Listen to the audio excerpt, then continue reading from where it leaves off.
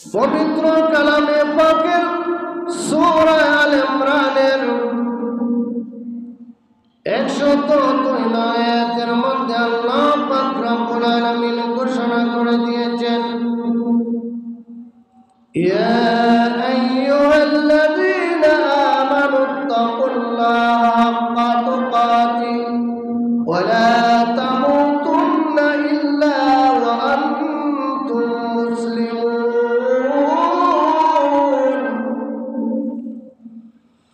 আল্লাহ পাক রব্বুল আলামিন ঈমানদারদেরকে উদ্দেশ্য করে বলতেছেন, ইয়া আইয়ুহাল্লাযীনা আমানু, হে ঈমানদারগণ, তোমরা আল্লাহকে ভয় করো, হাক্কা তুকাতিহি, এমন ভাবে তোমরা ভয় করো যেভাবে ভয় করা তোমাদের উচিত। ওয়ালা তামুতুন্না ইল্লা ওয়া আনতুম মুসলিমুন, এবং তোমরা মুসলমান না হয়ে মৃত্যুবরণ করো না। আল্লাহ পাক রব্বুল আলামিন প্রথম যারা ঈমান এনেছে, যারা মুসলমান হয়েছে, যারা আল্লাহকে বিশ্বাস করেছে, যারা আল্লাহর উপরে ঈমান এনেছে, তাদেরকে শুধু আল্লাহ পাক রব্বুল আলামিন উদ্দেশ্য করে বলেন, ও ঈমানদারগণ, তোমরা আমাকে ভয় করো, ভয় করার মতো ভয় করো, যেভাবে ভয় করা উচিত, এবং তোমরা প্রকৃত মুসলমান না হয়ে তোমরা মৃত্যুবরণ করো না। আমি তোমাদেরকে সিগন্যাল দিলাম, রে বান্দা, প্রকৃত মুসলমান না হয়ে যদি তোমরা অন্ধকার কবরে আসো রে, তাহলে এখানে কোনো শান্তি পাবে না, এখানে কোনো আরাম পাবে না, এশ পাবে না। এখানের মধ্যে আসার পর থেকে তোমার কবরটাকে আমি আল্লাহ জাহান্নামের গাড়া বানিয়ে দিব। ইয়া আইয়ুহাল্লাযীনা আমানুত্তাকুল্লাহা হাক্কা তুকাতিহি ওয়া লা তামুতুন্না ইল্লা ওয়া আনতুম মুসলিমুন। এখন আমরা মুসলমান হয়ে মরতাম না, কিভাবে মুসলমান হওয়া যায়, কিভাবে আল্লাহর হুকুমগুলো মানলে মুসলমান হতে পারবো? এই জন্য দয়াল নবীজি হাদিস শরীফের মধ্যে এক মুসলমান আর মুসলমানের উপর 6টা হকের কথা আলোচনা করেছেন। কয়টা হক? 6টা হকের কথা বলেছেন। আল্লাহ যেমন করে কোরআনের মধ্যে ঘোষণা করে দিয়েছেন, হে ঈমানদারগণ, তোমরা প্রকৃত মুসলমান না হইয়া অন্ধকার কবরে আসিও না, মৃত্যুবরণ করিও না। এইদিকে দয়াল নবীজি আমাদেরকে শিক্ষা দিয়েছেন যে একটা মুসলমানদের উপর অন্য মুসলমানের কি হক আছে, দাবি আছে, কি কর্তব্য আছে, এই সম্পর্কে বুখারী শরীফ, তিরমিজি শরীফ, নাসাই শরীফের সব হাদিসের মধ্যে ওই হাদিসটা উল্লেখ করেছেন। এক মুসলমানের উপর অন্য মুসলমানের 6টা হক রয়েছে। এই 6টা হক,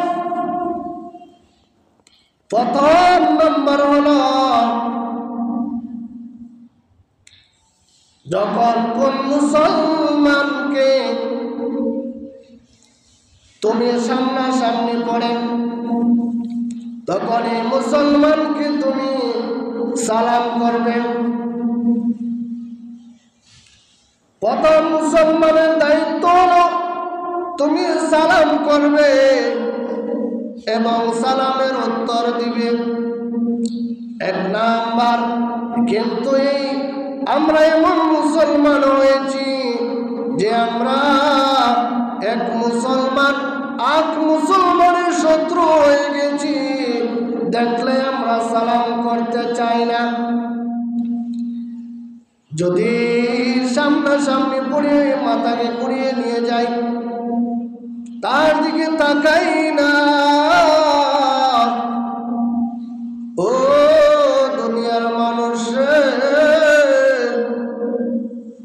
তুমি সালাম দিলাই না, নবীর হাদিসকে তুমি অস্বীকার করলাই। এই জন্য আল্লাহ পাক রব্বুল আলামিন তোমাকে আল্লাহ পাক রব্বুল আলামিন জাহান্নামের আগুনের মধ্যে জ্বালাইবা, এমন ভাবে জ্বালাইবা। দুনিয়ার আগুন ধরাইতে হলে লাকড়ির প্রয়োজন হয়, আগুনের প্রয়োজন হয়। এবং দুনিয়ার মানুষে দুনিয়ার এমন কোনো আগুন হয় না একটা পাথরকে জ্বালাইতে, পাথরকে জ্বালাইয়া আগুন ধরাইতে। দুনিয়ার আগুনের শুধু লাকড়ি জ্বালাইতে পারবে, কিন্তু পাথর জ্বালাইতে পারবে না। কিন্তু আল্লাহ পাক রব্বুল আলামিন দুজখের মধ্যে আগুন দিয়ে ধরাইবা, লাকড়ি দিয়ে ধরাইবা না।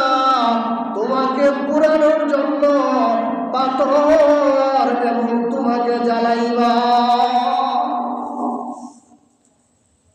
যে জাহান্নামের আগুনে পাথরে আগুন ওঠে, কোন আপনি বুঝেন কেমন আগুন হবে।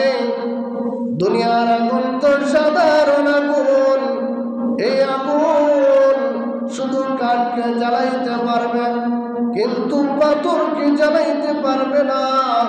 ও দুনিয়ার মানুষে, আজ থেকে তোমার ভাইকে যখন দেখবে, তোমার বাবাকে যখন দেখবে, তুমি সালাম করবে। অনেক সন্তান আছে বাবাকে সালাম করতে শরম করে, অন্য মানুষে অনেকে সালাম করে কিন্তু বাবাকে সালাম করে না, মাকে সালাম করে না। ওরে সন্তান, সর্বপ্রথম তোমার বাবারে সালাম করো, তোমার মাকে সালাম করো, তোমার বাবার পায়ে ধরে চুম্বন করো, তোমার মায়ের পায়ের মধ্যে চুম্বন করো। তাহলে নবীজি বলেছেন মুসলমানদের 6টা হকের মধ্যে একটা হক তোমার আদায় হবে। 2 নম্বর হক হলো, বিস্তারিত আলোচনা করতে গেলে অনেক সময়ের দরকার, কিন্তু এই সালামের মর্যাদা এতই অসীম। শুধু হকের কথা নয়, এই সালামের এত মর্যাদা। আল্লাহ পাক রব্বুল আলামিন এই সালামের বিনিময়ে তোমাকে আল্লাহ জান্নাত দিবেন, বলেন সুবহানাল্লাহ। আবু বকর রাদিয়াল্লাহু তাআলা আনহু হইতে বর্ণিত, একবার আলী রাদিয়াল্লাহু তাআলা আনহু স্বপ্নে দেখলেন যে ব্যক্তি সর্বপ্রথম সালাম দিবে, ওই ব্যক্তির জন্য আল্লাহ পাক রব্বুল আলামিন একটা জান্নাত বানিয়ে দিবেন, বলেন সুবহানাল্লাহ। এই কথা শোনার পরে একদিন আবু বকর রাদিয়াল্লাহু তাআলা আনহুকে আলী রাদিয়াল্লাহু তাআলা আনহু প্রতিদিন সালাম করতেন, কিন্তু হঠাৎ করে এই স্বপ্নটা দেখার পরে আল্লাহ পাক রব্বুল আলামিন এই স্বপ্ন দেখানোর পরে আলী রাদিয়াল্লাহু তাআলা আনহু আবু বকর রাদিয়াল্লাহু তাআলা আনহুকে সালাম করেন নাই। আবু বকর রাদিয়াল্লাহু তাআলা আনহু সালাম দিলেন। সালাম দেওয়ার পরে তারপরে মনটার মধ্যে কষ্ট, আলী আমাকে প্রতিদিন সালাম দিত, কিন্তু আজকে কেন সালাম দেয় নাই? এর কারণ কি? দয়াল নবীজির কাছে জিজ্ঞাসা করা হলো, ইয়া রাসূলুল্লাহ, ইয়া হাবিবাল্লাহ, নবী গো, ও প্রাণের নবী, ও মায়ার নবী, আমি কি অপরাধ করেছি যার কারণে আলী আমাকে প্রতিদিন সালাম দিত, আজকে কেন সালাম দেয় নাই? কি আমার অপরাধ কি হয়েছে যার কারণে আমার মনের মধ্যে অনেক কষ্ট পাইতেছে? ইয়া রাসূলুল্লাহ, ইয়া হাবিবাল্লাহ, আপনি আলীকে জানিয়ে দাও, ও আলী রে, কেন তুমি আবু বকরকে সালাম করো নাই? আলী রাদিয়াল্লাহু তাআলাকে যখন দয়াল নবীজি প্রশ্ন করলেন, আরে আলী, তুমি কেন আবু বকরকে প্রতিদিন সালাম দিতাই? উনি তো মুরব্বী মানুষ, তুমি কেন আজকে তুমি সালাম করো নাই? আবু বকর রাদিয়াল্লাহু তাআলা এই প্রশ্নের জবাব দিতে গিয়ে আলী রাদিয়াল্লাহু তাআলা চক্ষু থেকে ঝরঝর করে পানি পড়তেছে আর বলতেছেন, ইয়া রাসূলুল্লাহ, ইয়া হাবিবাল্লাহ, নবী গো, আমি আজকে একটা স্বপ্ন দেখেছি। স্বপ্নটা এমন গো নবী, যে স্বপ্ন যে সর্বপ্রথম সালাম দিবে ওই ব্যক্তিকে আল্লাহ পাক রব্বুল আলামিন একটা বেহেশতের মালিক বানাইয়া দিবা।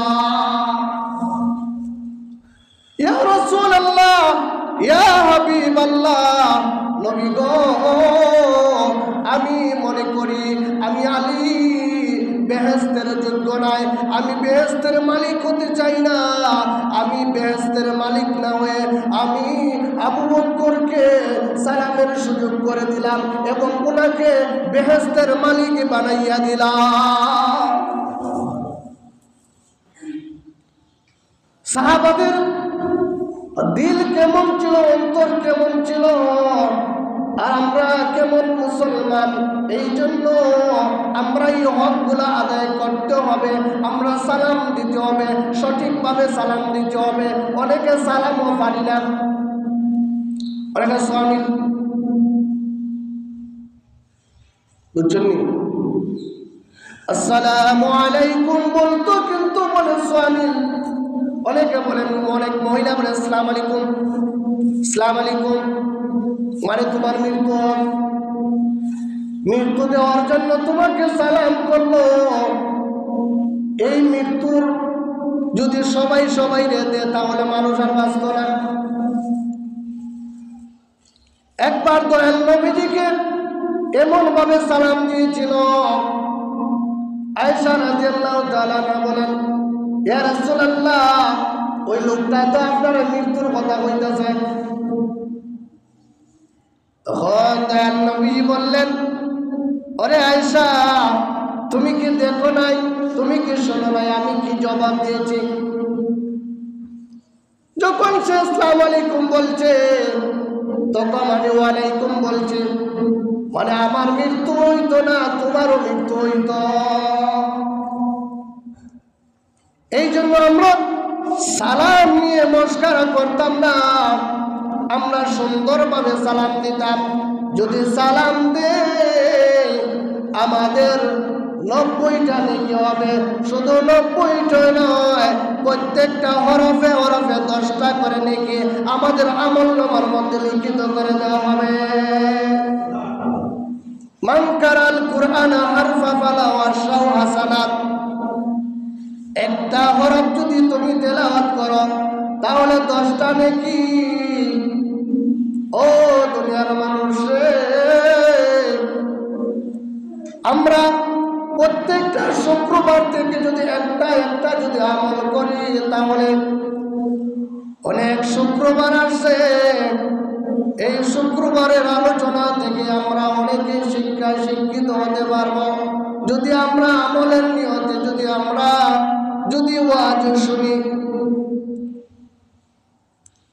এখন বর্তমান সমাজে দেখা যায় সালাম দিতে চায় না, কিন্তু সালামের মতো মর্যাদা তোমার শত্রু যদি হয়, এই শত্রুরে যদি তুমি সালাম দেও সে বন্ধু হয়ে যাবে। যাক, বিস্তারিত বলার দরকার নেই, 6টা হকের কথা আমি সংক্ষেপে বলে দিচ্ছি। 1 নম্বর হক হলো সালাম দেওয়া এবং সালামের জবাব দেওয়া। 2 নম্বর হলো একটা মানুষ যদি অসুস্থ হয় তাহলে এই মানুষকে দেখার জন্য যাওয়ান। নবীর শিক্ষা, নবী অনেক অসুস্থ রোগীকে দেখার জন্য গিয়েছেন। নবীর শত্রু হলেও নবীজি ওই মানুষকে দেখার জন্য গিয়েছেন। একটা ঘটনা আমরা সবাই জানি, এক বুড়ি প্রতিদিন রাস্তার মধ্যে কাটা বিছাইয়া রাখত। এই বুড়ি যখন অসুস্থ হলো, রাস্তার মধ্যে কাটা বিছায় নাই। দয়াল নবীজি ভাবতেছেন, কিরে মহিলাটা কেন আজকে 2-3 দিন হয়েছে আসে নাই। দয়াল নবীজি ওই মহিলাটার বাড়িতে গেলেন, কিছু খেজুর নিয়ে গেলেন, যা পারেন অনেক কিছু নিয়ে গেলেন। ওই মহিলাকে উনি ফু দিলেন এবং মাথার মধ্যে হাত বুলিয়ে দিলেন। হাত বুলানোর সঙ্গে সঙ্গে ওই বুড়িটা সুস্থ হয়ে গেল। বলেন সুবহানাল্লাহ। ওই বুড়ি বলতেছে, কে তুমি? আমাকে ফু দেওয়ার সঙ্গে সঙ্গে আমি সুস্থ হয়ে গিয়েছি। এই মহিলাটা তাকাইয়া দেখে যে নবীকে কষ্ট দেওয়ার জন্য রাস্তার মধ্যে কাটা বিছাইত, উনি অনেক লম্বা ঘটনা দয়াল নবীজিকে দেখে বললেন, হে বাবা, আমি তোমাকে প্রতিদিন কষ্ট দিতাম, আর তুমি আজকে আমার জন্য দেখার জন্য এসেছ, আমাকে কি ফু দিলে রে? আমি ভালো হয়ে গিয়েছি। তোমার বিরুদ্ধে অনেক কথাবার্তা শুনছি, তুমি ভালো না, তুমি জাদুকর, তুমি মানুষকে হত্যা করো, তুমি মানুষকে খুন করো, এই জন্য আমি রাস্তার মধ্যে কাটা বিছাইতাম, কিন্তু আমি কোনোদিন দেখতে পারি নাই, আজকে তোমাকে দেখছি। বাবারে, তুমি কখনো হত্যাকারী হতে পারো না, তোমার এমন সুন্দর চেহারা, নুরানি চেহারা, তুমি আল্লাহর পয়গম্বরটি। আমি এতদিন আমি তোমাকে অনেক কষ্ট দিয়েছি, বাবারে দেরি করো না, আমাকে কালমা পড়ায় মুসলমান বানাও। নবী শত্রুদেরকেও দেখার জন্য গিয়েছে, কিন্তু আমরা মুসলমান কেমন মুসলমান?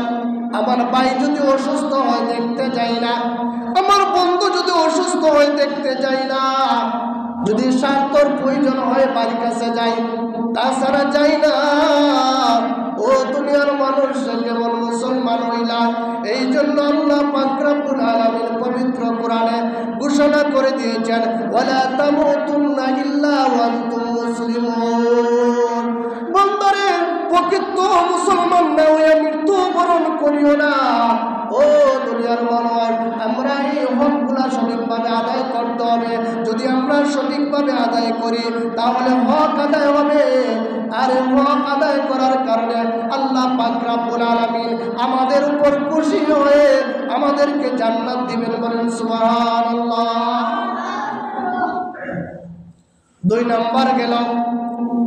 3 নম্বর হলো দাওয়াত দিলে দাওয়াত কবুল করা, দাওয়াত গ্রহণ করা।